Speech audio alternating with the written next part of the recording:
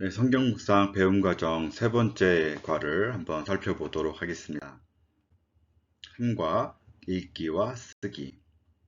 네, 성경 묵상에서 읽기가 아주 중요한데 왜 그러냐면 그것은 생각을 담은 말과 글을 읽는 것이기 때문에 그렇습니다.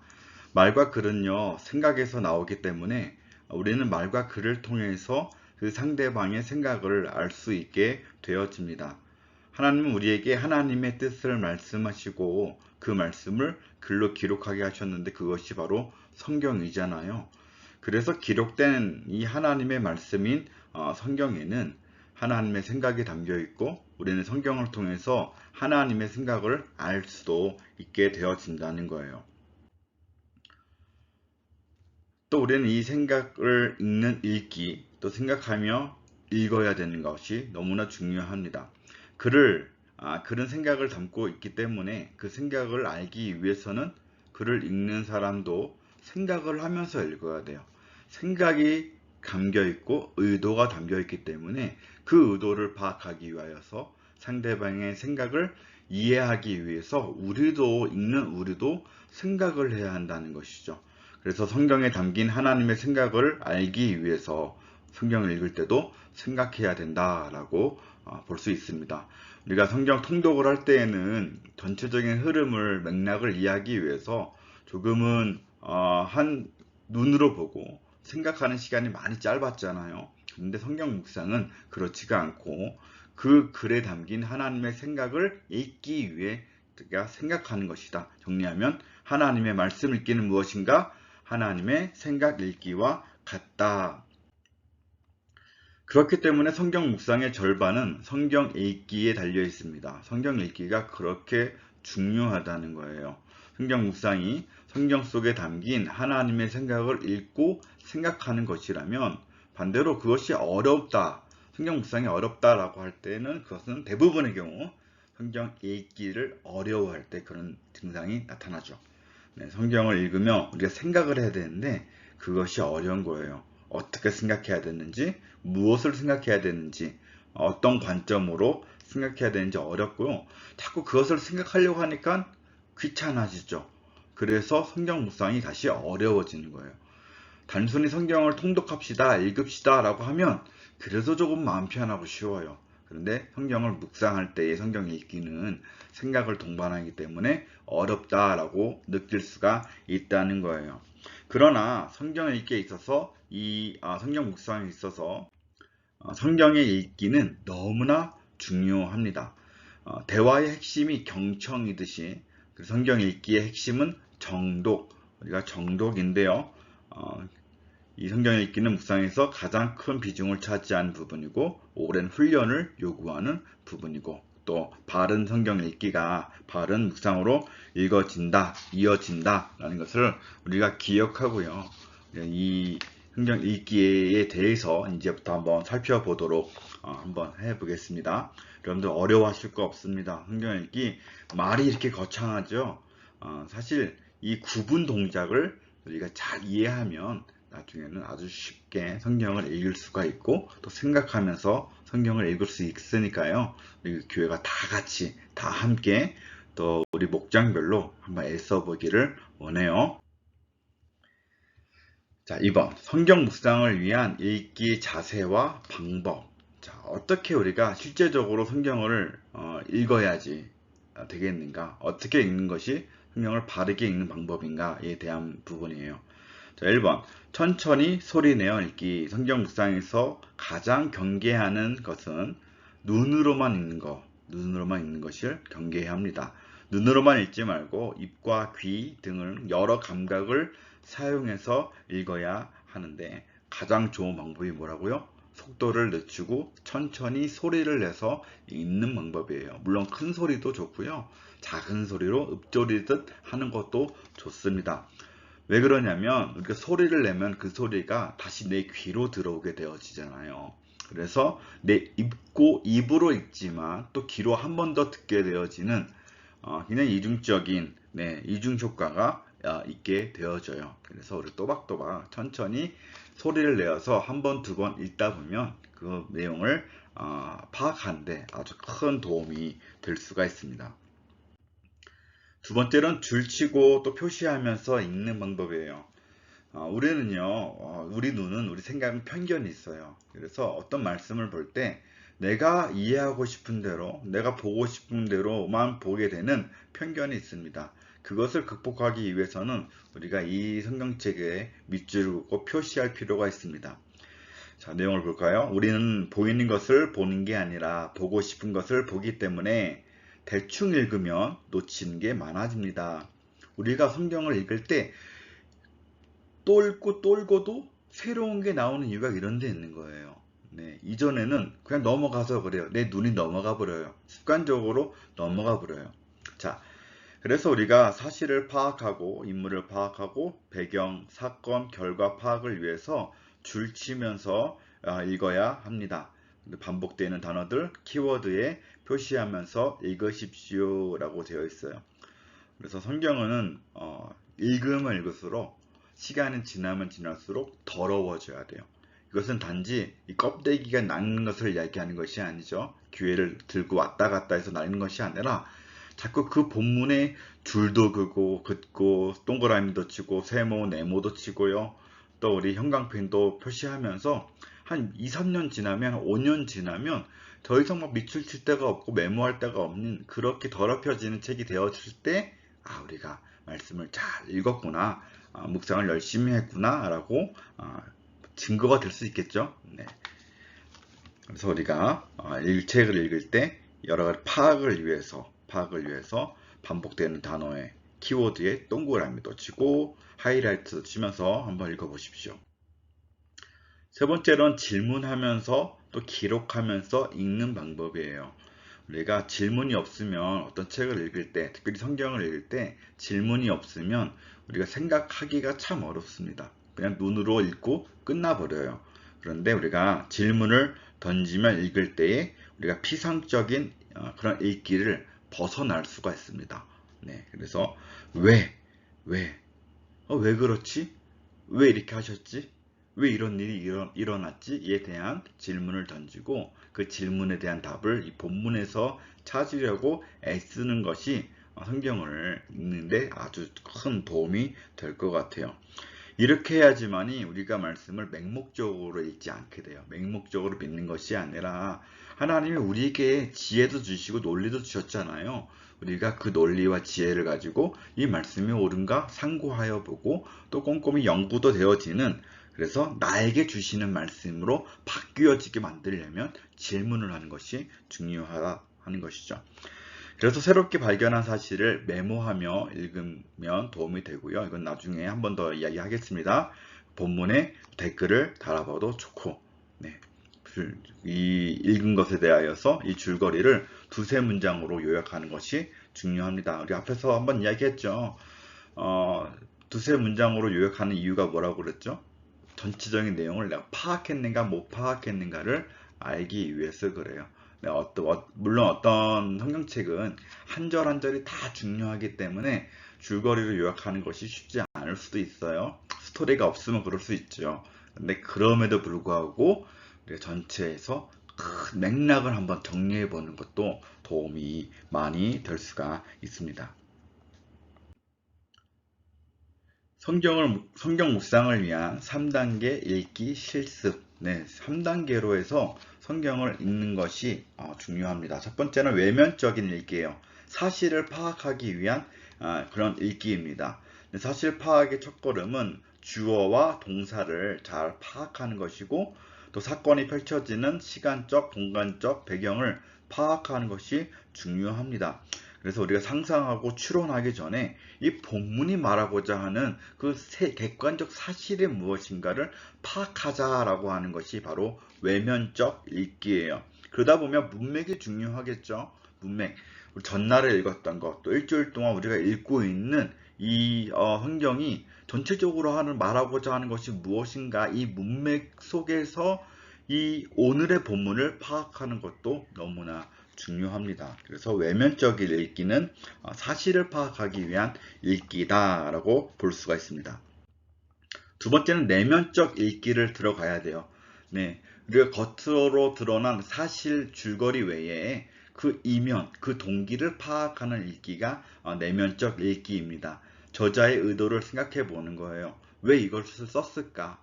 그리고 이 등장인물 있잖아요. 그 스토리의 등장인물의 말과 행동, 그리고 그것의 동기와 심정이 무엇인가를 생각하면서 읽는 거죠. 어떤 사건이 일어났을 때 사건이 기록되어져 있다면 그 사건이 왜 일어났을까? 그 이유나 원인을 생각해 보는 것도 파악해 보는 것도 중요한 이 내면적 읽기가 되어질 것 같습니다. 세 번째로는 이제 묵상적 읽기, 어떻게 보면 이 성경 읽기의 궁극적 목표인데요. 우리가 우리가 묵상하기 위한 두 가지 질문을 계속 이야기하고 있죠. 하나님은 어떤 분이신가? 그리고 하나님이 이 본문을 통해서 나에게 주시는 교훈이나 기대는 무엇인가에 대한 그 의미를 파악할 필요가 있습니다.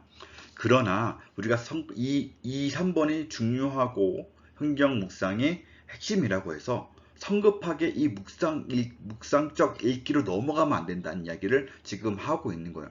1단계, 2단계에 이 사실을 파악하고 이 이면을 파악한 이후에 이 묵상적인 이 의미들을 파악을 해야지, 그렇지 않고 그것들을 다 넘어간다면, 사실을 넘어간다면 내가 듣고 싶은 이야기, 내 상황 속에서, 내 처지 속에서, 나의 어떤 성향 속에서, 나의 신앙의 색깔 속에서 내가 듣고 싶은 것만 계속 반복해서 듣게 되어지는 잘못된 성경 읽기가 되어진다라는 사실을 기억하고요. 이 3단계의 읽기를 자꾸 연습하는 것이 옳다라고 여러분들 좀 기억해 주시면 좋을 것 같습니다. 자, 그런데 이제 아까 우리가 앞에서 메모에 대한 이야기도 좀 했는데요. 성경 읽기에 있어서, 성경 묵상에 있어서 쓰기가 참 중요하다는 거예요. 네, 왜 그렇습니까? 이 글은요, 우리의 생각을 표현하는 거거든요. 우리의 생각은 말과 글로 표현되어지거든요. 그래서 이것을 기록하는 것이 중요한데, 내용을 좀 읽을게요. 읽기가 말과 글에 담긴 생각을 알아내는 것이라면 쓰기는 생각을 말과 글로 담아내는 것이다. 네, 쓴다는 것은 곧 생각하는 것이고 글쓰기는 곧 생각 쓰기와 같다. 또 성경을 읽으면서 묵상한 내용, 묵상한 생각을 말과 글로 표현할 때 우리의 생각은 훨씬 더 정리되어지고 선명해진다. 네, 쓰는 것과 읽는 것은 그래서 분리되어지지 않습니다. 라고 정리하고 있습니다. 그래서 우리가 읽을 때 자연스럽게 그것을 정리하기 위하여서 쓰는 것은, 기억하기 위하여서 쓰는 것이 자연스럽게 되어지잖아요. 이 내용을 조금 더 살펴보겠습니다.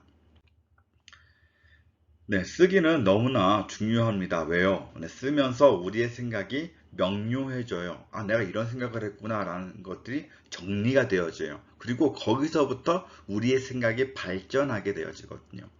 쓰지 않으면 그 피상적이고 추상적인 하나님은 사랑이시구나가 반복되어지기만 해요. 그러나 쓰다 보면 하나님이 사랑, 이래서 사랑, 이 사랑이 어떻게 이어지는구나, 우리의 생각이 발전하고 성장하게 되죠. 그래서 생각이 글을 이끄는 것처럼 글도 우리의 생각을 점점점 이끌어가게 되는 효과가 있어요. 중요하다는 거예요. 그리고 말씀을 기록하지 않으면 우리가 기억하지 못하면 순종할 수가 없잖아요. 그렇죠? 우리가 아무리 기억력이 좋아도요, 적어놓지 않으면 금방 잊어버려요. 그것이 우리 인간의 한계 아닙니까? 우리 이제 뭐 예술인들, 음악을 하시는 분들 보면은 그 떠오르는 생각을 바로바로 적어놓고 메모해 놓는 습관들이 있잖아요. 왜요? 아무리 좋은 악상이 떠올라도요, 바로 메모해 놓지 않으면 그 몇 분의 시간 후에 잊어버리는 게 우리 인간이에요. 그래서 어떤 분들은 바로 핸드폰에다가 메모하기도 하고 녹음을 해놓는 것처럼 우리도 읽은 말씀, 깨달은 말씀을 메모하고 기록하는 습관이, 쓰는 것이 너무나 중요하다는 거예요. 하나님도 기록하시는 하나님이시잖아요. 그렇죠? 그래서 하나님이 10계명을 이 두 돌판에다가 주셨는데 하나님이 손으로 기록하셨다라고 해요. 물론 하나님이 우리와 같이 똑같은 이런 손 10가락, 10개 손가락을 통해서 뭐 기록하셨다. 이걸 이야기하고 싶은 것이 아니라 하나님이 기록하셨다라는 게 중요해요. 왜요? 하나님이 기록해서 주지 않으시면 우리는 잊어버리기 때문에 인간의 한계를 잘 아시는 하나님이 이렇게 기록해서 우리에게 주셨다. 기록하시는 하나님에 대해서 나와 있죠. 또한 하나님은 우리에게 기록하게 하세요. 그래서 내 손목에 메어서 말씀을 적어서 손목에 메어서 기호를 삼고 미간에 붙여 이마에 붙여서 표로 삼고 내 집 문설주와 바깥문에 기록해서 우리가 오가면서 지나가면서 계속해서 하나님의 말씀, 기록된 하나님의 말씀을 볼 필요가 있다라고 이야기를 하잖아요. 그래서 우리는 하나님이 기록하셨던 것처럼 우리에게도 기록하라고 하십니다. 늘 기억하고 종일 읊조릴 수 있도록 기록의 필요성을 이야기하고 있는 거예요. 예수님의 제자들 또한 기록했습니다. 그렇죠. 그래서 누가복음, 요한복음에도 보면 다 써서 기록하는 모습들을 보는데요. 그래서 이 그들이 기록했기 때문에 우리에게 전해졌고 이 시대를 살아가는 우리가 예수님을 알고 예수님의 가르침을 알고 예수님을 믿을 수 있도록 된 것이 기록되었기 때문 아닙니까? 그래서 하나님도 기록하셨고 또 하나님이 우리들에게 기록하라 하셨고 예수님의 제자들도 기록했던 것처럼 그럼 우리도 기록해야겠죠. 나의 묵상 노트를 쓰는 것이 필요합니다. 네. 제가 이제 지난주부터 나눠드렸죠. 성경 묵상의 양식을 제가 드렸는데요. 이것을 여러분들이 프린트 하셔가지고 매일매일 묵상하는 날 써서 보관하시는 것도 아주 좋은 방법이 될 겁니다. 이거를 뭐 일주일에 7번 다 못하셔도 괜찮아요. 그리고 이 페이지를 꽉꽉 채우지 않으셔도 괜찮아요. 헐렁헐렁하게 여러분들의 생각을 메모하시는 것만으로도 참 도움이 됩니다.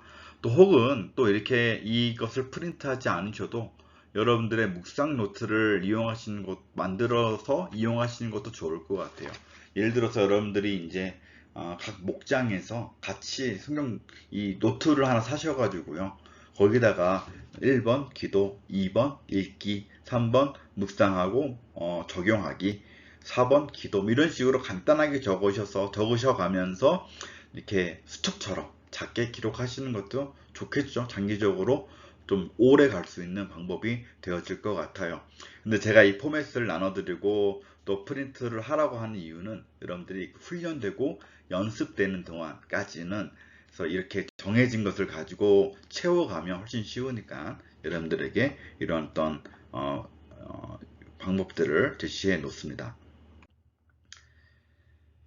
네, 그래서 성경 묵상을 돕는 이 쓰기를 우리가 계속 해야 돼요. 성경 묵상을 하면서 뭐라도 쓰십시오. 뭔가 새로운 발견을 했다면, 또한 어떤 질문이 있다면, 그 질문에서 답을 찾고 깨달은 게 있다면 뭐라도 쓰는 것이 중요해요. 마음에 와 닿은 구절이 있으면 한 줄이라도 필사할 수 있겠고, 또 읽은 내용을 요약해서 줄여서 쓰는 방법도 있겠고, 자기의 말로 바꿔 쓰는 법, 묵상을 담은 기도문을 쓰는 것도 좋은 쓰기가 되어질 겁니다. 자, 성경 묵상에 대해서 그러면 무엇을 쓸 것인가 앞에서 다 이야기했는데 또 이 말이 왜 나오는가? 네, 핵심을 꼭 적자 그거예요. 특별히 두 질문에 대한 답을 꼭 적어 놓자 하는 거죠. 우리가 묵상과 적용을 위한 두 가지 질문을 던졌잖아요. 하나님은 어떤 분이신가? 그리고 나에게 주시는 교훈과 기대는 무엇입니까? 이에 대한 이 두 가지 질문에 대한 답은 우리가 꼭 기록해 놓는 것이 좋겠다라고 이야기를 하는 거예요. 그래서 먼저 하나님은 어떤 분이신가에 대해서 우리가 무엇을 쓸까요? 무엇을 찾아야 할까요? 네, 1번 하나님에 대한 직접적인 언급을 찾기, 발견하기. 네, 하나님이 하신 일이 무엇인가 그분의 사역을 찾아보고요. 하나님이 자신의 성품 또 자신에 대해서 어떻게 표현하셨는가에 대해서도 찾아보고 또 저자 그 히브리서를 썼으면 히브리서의 저자라든가 거기 등장하고 있는 등장인물들 다윗이 하나님에 대하여서 어떻게 고백하고 있는가에 대해서도 찾아서 적어보자는 거예요. 지금 쓰기. 두 번째, 하나님에 대한 간접적인 언급 찾기. 우리가 직접적으로 나온 것이 아니라 그 이면에서 이루어지고 있는 하나님의 일하심이 있어요.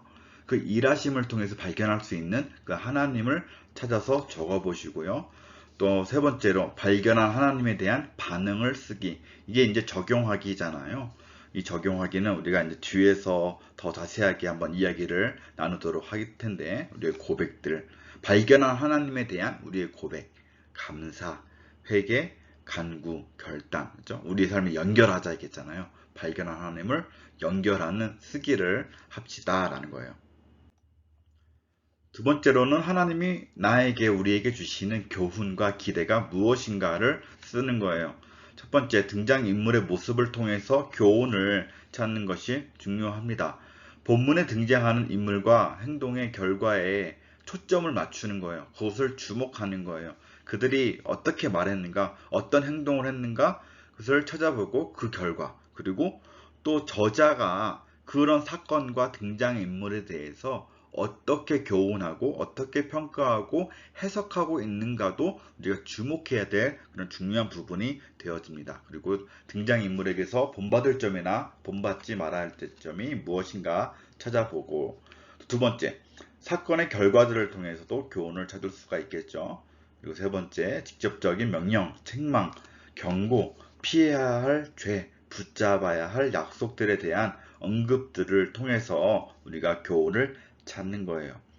이러한 과정을 통해서 발견한 것을 내 삶에 연결하는 것이 적용이잖아요. 그래서 새롭게 깨달은 내용, 우리가 무엇을 고쳐야 하는가, 내 삶에 내 생각과 행동과 여기 어떻게 연결해야 될 것인가에 대해서 쓰는 이 적용도 중요하게 쓸 부분이다. 이 부분은 또 뒤에서 한 번 더 살펴보도록 하겠습니다. 그리고 마지막으로는 기도 쓰기. 우리가 한 줄로 마침 기도를 한번 써보시고요. 묵상 이후 이 기도문을 가지고 한 줄, 두 줄의 이 기도문을 가지고 종일 읊조린다면 좋은 묵상으로 마무리가 되어지는 것이다 라고 생각해 볼 수 있을 것 같습니다. 이어서 사과인데요. 사과는 적용에 대해서, 그리고 이 적용에 대한 나눔에 대해서 이야기를 하는데 조금 길어지는 것 같아서 한번 끊어서 가도록 하겠습니다. 네, 수고하셨습니다.